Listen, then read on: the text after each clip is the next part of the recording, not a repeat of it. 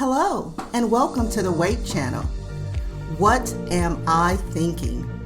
A podcast where two sisters share uplifting conversations on fun and sometimes serious topics.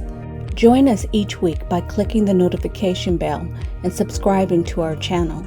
If you enjoy the show, use the share link. It's one of the best ways to expand the conversation. Hello, and welcome back to the W.A.I.T channel. What am I thinking?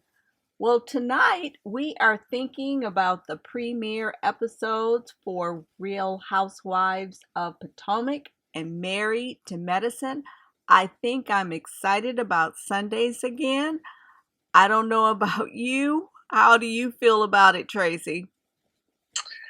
So I am lukewarm about it. I want to be fully excited, but I'm a little concerned about Potomac because the opening that they did, that sitcom style opening, it makes me feel like they were trying to fill time, which if you have a good season and plenty of, good footage, what the heck are you doing with that opening? It was overproduced. It was very much overproduced. I didn't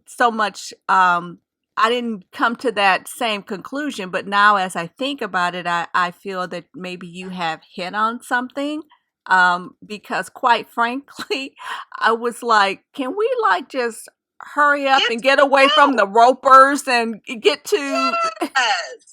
If you have something up worth showing in this season, typically you should not have enough time. That's why you cut things out, but you tape together this intro that is wasting time, but when you get to the meat of the show, it was really, we wanted to hear about Robin and Juan was where we wanted to get the, everything else that was happening in the show.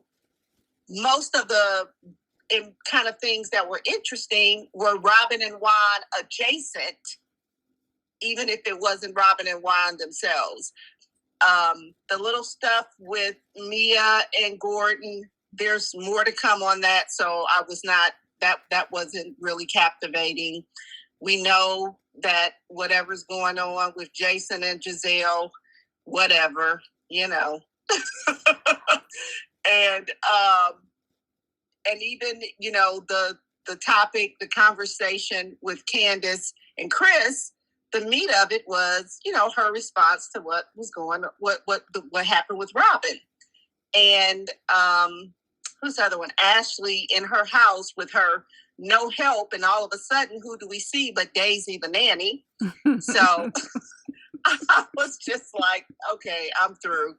But when it comes to Robin and Juan, I do not care what they decide to do in their relationship, except if you're going to be on a reality TV show, you need to be transparent and honest, or else you leave zero room to complain when people come for you. You do not get to pick and choose when you want to be honest and about what. And for them to be calling her delusional, I think that's a little unfair. But even Giselle was calling her that. It wasn't just Karen, it was Giselle too. I just say, be honest. And even more so, they all either need to leave marriages alone, or tell everybody's business fully and completely. It was kind of hard to even empathize with Robin because I just have flashbacks of hearing and seeing her talking about other people's relationships. And even if Giselle or Ashley was taking the lead on it, she played along with it. So, I kind of felt also, just speaking on Robin and Juan, how the episode kind of began with them in their home and sitting down, and it almost felt wedding. Right, with the wedding photographs. it felt to me overproduced. Like she met with the producers and they had this long list of things that had to be tied up that were left from last season. And it really felt like it was not really a real and authentic moment. I felt that because maybe, there are a lot of rumors about why she's still on the show, and Giselle being her biggest cheerleader that she remains on the show. But I feel that because of the way she left the previous season and how she went off and the marriage and all of that, and didn't really talk about what happened with Juan. I think the pressure, and that pressure that Giselle talks about, I think some of that she tried to secure her job by saying, okay, we're going to talk about it. Juan, we have to talk about it. Because Juan does not like talking about stuff like that. Not at all. And he doesn't even being on camera. Right. And the fact that he sat there and not only talked about it, but remained calm and I don't care. They had a powwow. And so that whole scene, it's like, I'm not buying this. Yeah. Well, with him losing his job, her check matters even the more from that show. And her being able to show whatever she's doing, whether it's her baseball caps, whatever she's got going on, she needs that platform. Right. That's what's holding them down, probably. I don't know if he has found a home on another college team, being an assistant or doing anything. I don't know. But yeah, he needs to cooperate with the narrative. And tell me what you thought about the intervention they had with her. Okay. So it's like before we even get to the intervention, we have to talk about the meetup with Karen, Candace, and Wendy, and how they were talking about how mess just bouncing off of people. When you think about it, even though, Karen, I know she's got her secrets, and I know that she knows that they know her secrets as well. But she had some really valid points about how certain cast members come for these women that are married. Robin was not married at the time. And that it's like, you can't have something going on and then you're going to come for us. And we know the reason she does not like Wendy is because Wendy read her up and down unapologetically. And everything Wendy was saying was true. And I think it hit too close to home. So she cannot forgive Wendy for that. And then even when Chris and Candace met in the park, Chris would like for Candace to repair her relationship with Robin. But Candace let us know she's coming from a place of truth. And if you can't show up and be truthful, so now we've got the intervention, Charisse, Giselle, and Ashley, 3 people who in their own lives, we have seen on the show where even they were not embracing truthful things about their own lives. And now they're going to be the ones to do the intervention for Robin. The thing that struck me in all of it, you can tell it wasn't really penetrating. And she said something really key, that they were hurting her. That the intervention itself and the fact that she's getting enough from everybody from the outside, she doesn't want it from them. Even if what they're saying, it's like, take a moment and stop and think about it. I think it's going to be one of those things where I think she does have a sort of deal breaker with Juan. We may not know what that is, but I do believe she does have a deal breaker with him. He just hasn't hit that for her yet. And we don't get to tell her what that deal breaker is. We don't get to tell her, you know, what that looks like or anything like that. She has to figure that for herself. But to me, I think if she really was honest with herself,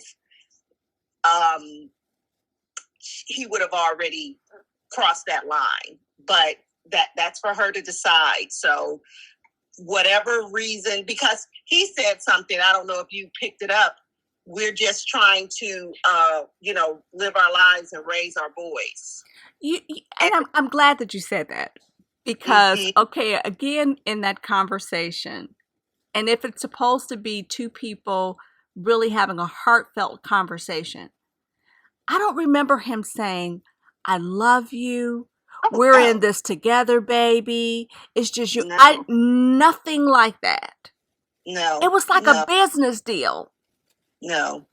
And the thing is, I don't care what it is, like they said, regardless of what your relationship was with this female coach, you think if the shoe was on the other foot, if it was Robin out with somebody, you know, and you were getting those type of shots, you would not want that coming back to you in that way.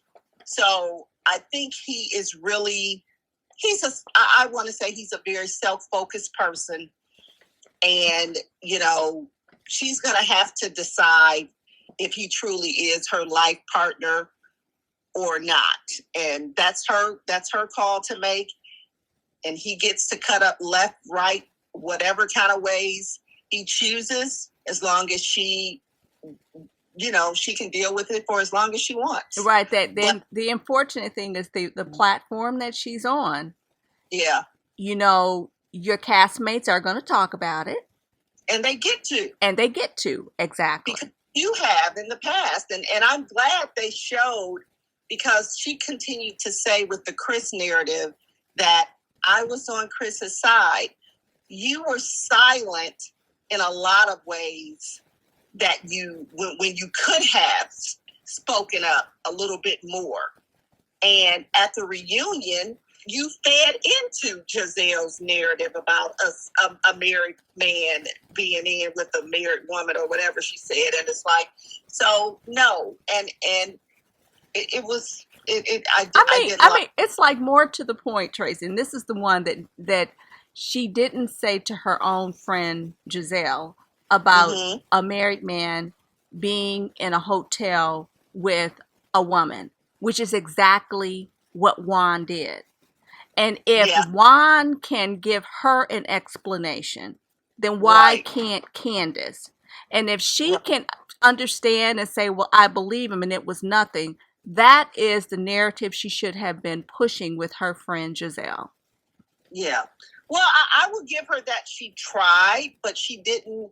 She let it continue on and did not really. She could have shut it down a little bit more than she did, and she let the pile on happen. And so I as much as I would like to empathize with her, it's hard to, because she doesn't have clean hands totally in the way things have played out for other people's relationships and what she said. So more to come with Real Housewives of Potomac. Looking forward to seeing some of the other things play out in the show that we know has happened post-production. Well, some of it did play out on the show. I believe Mia's stuff plays out on the show. So it'll be interesting. And then our other wife that they're adding, which is, I was wondering whose friend she was, but apparently this Nigerian lady added to the cast is Ashley's friend. So that's interesting that she is bringing this person on. And it's disheartening to me, because if anybody deserved to bring somebody on the show, it was Wendy. Absolutely. Wendy deserved to bring a friend on the show, but it stinks and reeks to me that you're letting Ashley bring somebody on the show that's actually semi trying to be a foe to Wendy. And I don't like that. I don't like that at all. I'm not a fan of that. So we'll see how long the trio of Wendy, Candace, and Karen, if they can ride it out and stay and be there for each other. And if it's going to still be the camp of Giselle, Ashley, and I don't know where Mia's going to land. Probably over there, because Karen is probably not feeling Mia for a minute. Oh, no. Mia wants to be in with the bandits. That's what she desperately wants. Yeah, because she's not going to be over there with Wendy either. So yeah, she'll be over there with them. So yeah, that will be fitting. So, so more to come. A decent premiere, other than the opening, which I could have done without. And we'll see what else happens and how she. Because you can see in the clip when Robin comes around the whole group, whether her feet are held to the fire by the rest of them. So that'll be interesting to see. Okay, moving on.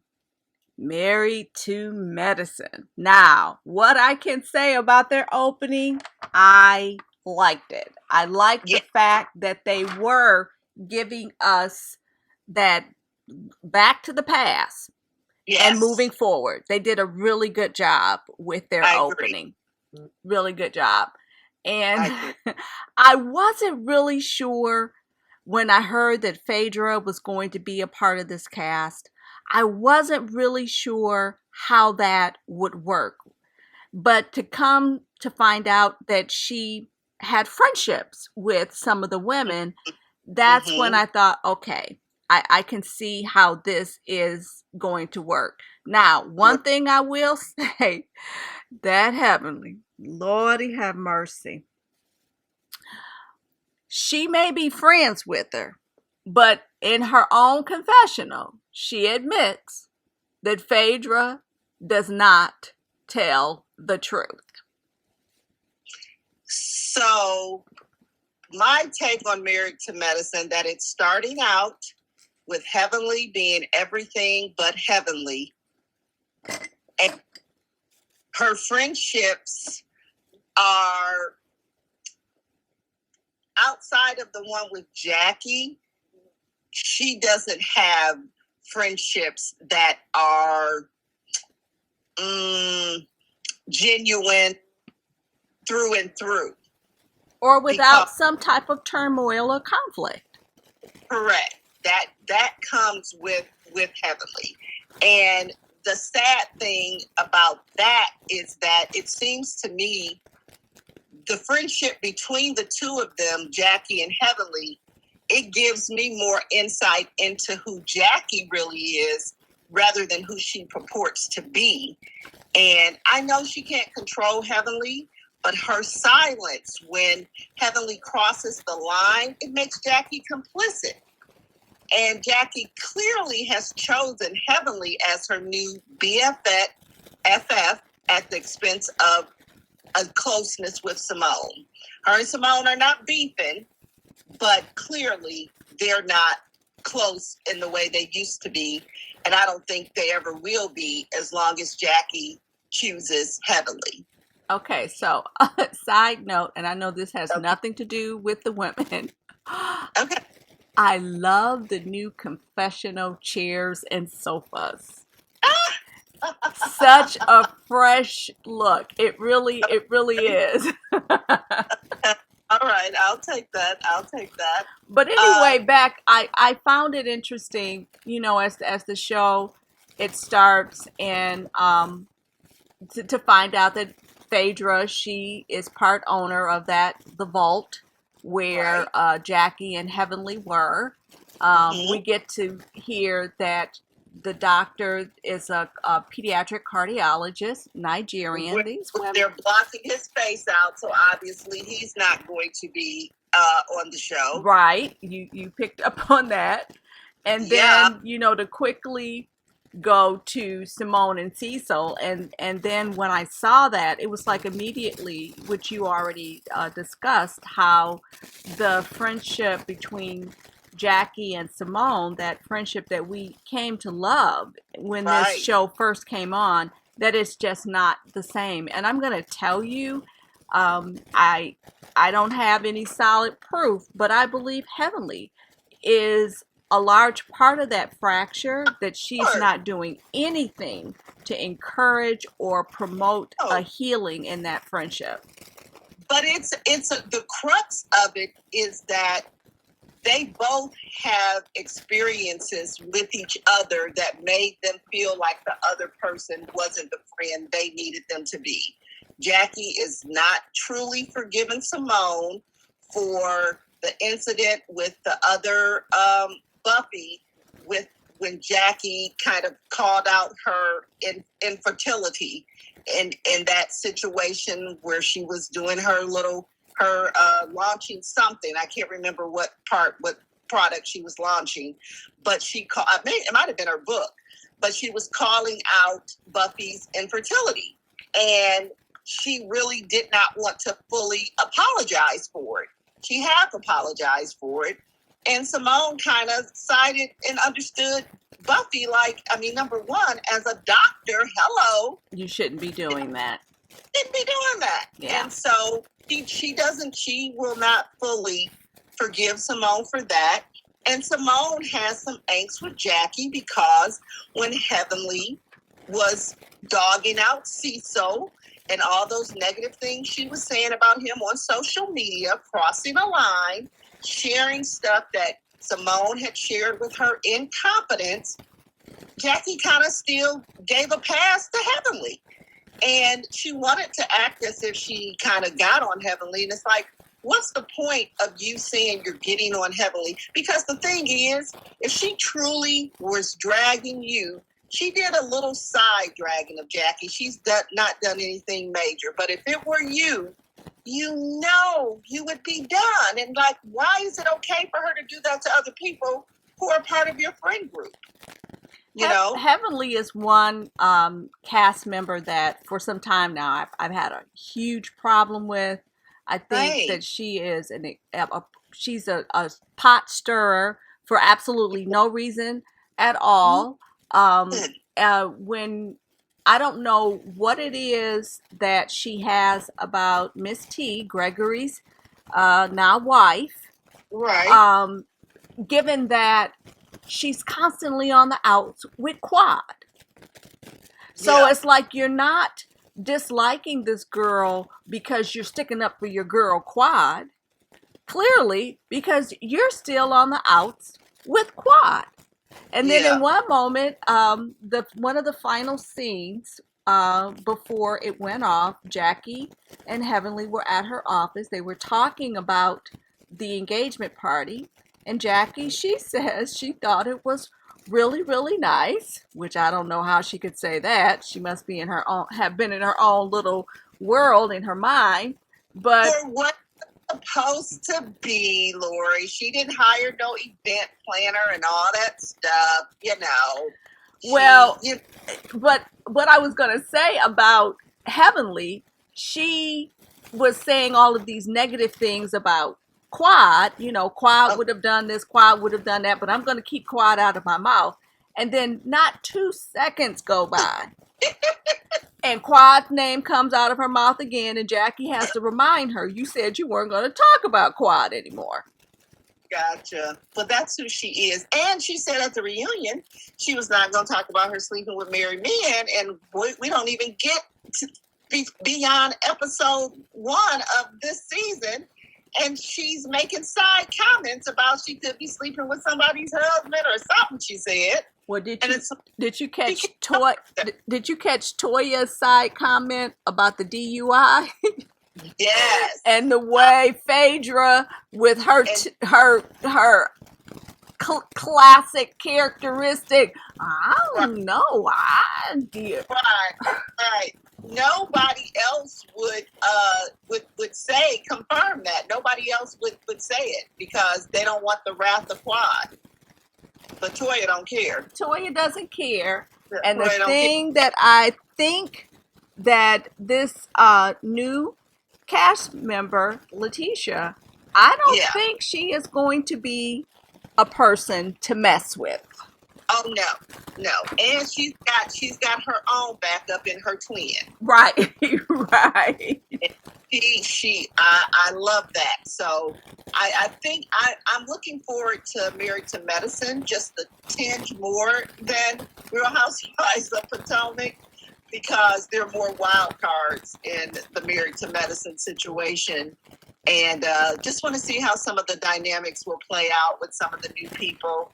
I noticed that Contessa is absent, which I don't paid attention to that. Yeah, I knew that. I'm pretty sure she's not in this season.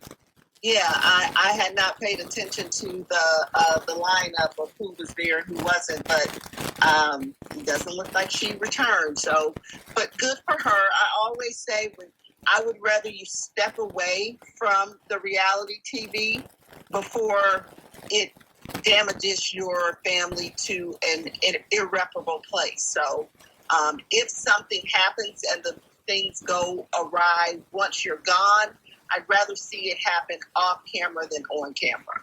So, maybe this will give her marriage a better chance of making it if that's what they want. So, I like to see her mix it up though, but I'm okay that she's not there because we've got some new people that seem like they're going to be just as entertaining. Well, I think that kind of wraps up Married to Medicine. Yeah. So you let us know what you're thinking about the premiere episodes for Real Housewives of Potomac and Married to Medicine, what you're looking forward to, who you're tired of, and and don't forget to check back in with us. Subscribe so that you can find out when we drop our episodes and you can be the first to hear and comment. We look forward to interacting with you, and we want you to come back next time to hear what we are thinking. The views and opinions expressed in this podcast are solely ours and should be taken as such. Our thoughts are intended purely for entertainment purposes. Please do not take anything we say as fact or advice. Thank you for listening.